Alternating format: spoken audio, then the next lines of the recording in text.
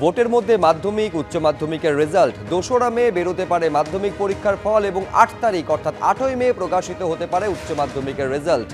সরকারি সূত্রে এই খবর পাওয়া যাচ্ছে। কৃষ্ণেন্দু অধিকারী আমাদের প্রতিনিধি আরো বিস্তারিত বলতে পারবেন এই নিয়ে। কৃষ্ণেন্দু, দেখো, সরকারি সূত্রে যেটা খবর পাওয়া যাচ্ছে, মে মাসের 2 তারিখ মাধ্যমিকের রেজাল্ট বেরোতে পারে এবং 8 তারিখ মে মাসের উচ্চ মাধ্যমিকের রেজাল্ট বেরোতে পারে। অর্থাৎ কয়েকদিনের ব্যবধানে দুটো পরীক্ষার রেজাল্ট বেরোবে এবং লোকসভা ভোট চলাকালীন।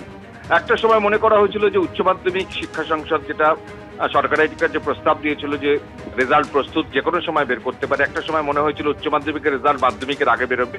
কিন্তু সরকারি সূত্রে যেটা সিদ্ধান্ত নেওয়া হয়েছে, যেটা 2 তারিখ মে মাসের মাধ্যমিকের রেজাল্ট বেরোবে এবং 8 তারিখ উচ্চ মাধ্যমিকের রেজাল্ট বেরোবে। যেটা জানা যাচ্ছে, মাধ্যমিকের যেদিনই রেজাল্ট বেরোবে সেদিনই মার্কশিট এবং সার্টিফিকেট পরীক্ষার্থীরা হাতে পাবেন এবং উচ্চ মাধ্যমিকের ক্ষেত্রে ফল প্রকাশের দিনই মার্কশিট হাতে পাবেন না পরীক্ষার্থীরা। ফল প্রকাশের কয়েকদিনের পর ছাত্রছাত্রীরা মার্কশিট এবং সার্টিফিকেট হাতে পাবে। 18 লক্ষ ছাত্রছাত্রী দুটো পরীক্ষায় বসেছিলেন। মাধ্যমিকের ক্ষেত্রে প্রায় 10 লক্ষ, উচ্চ মাধ্যমিকের ক্ষেত্রে 8 লক্ষ। ভোট চলাকালীনই জোড়া পরীক্ষার রেজাল্ট বেরোবে, এমনটাই সরকারি সূত্রে জানা যাচ্ছে।